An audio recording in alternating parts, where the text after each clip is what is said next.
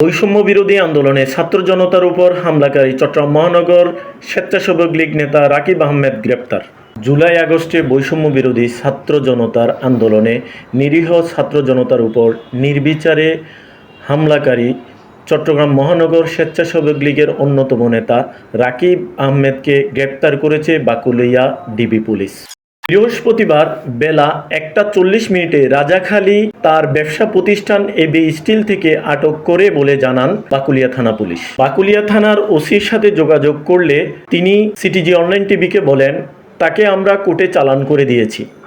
জানা যায়, এই স্বেচ্ছাসেবক লীগ নেতা সাবেক এমপি মহিউদ্দিন বাচ্চু ও সাবেক এমপি নুরুল ইসলাম বিএসসির সাথে সুসম্পর্ক ছিল। বিভিন্ন সূত্রে জানা যায়, বিভিন্ন এমপিদের ক্ষমতা কাজে লাগিয়ে বিভিন্ন অপরাধের সাথে জড়িয়েছিলেন এই নেতা।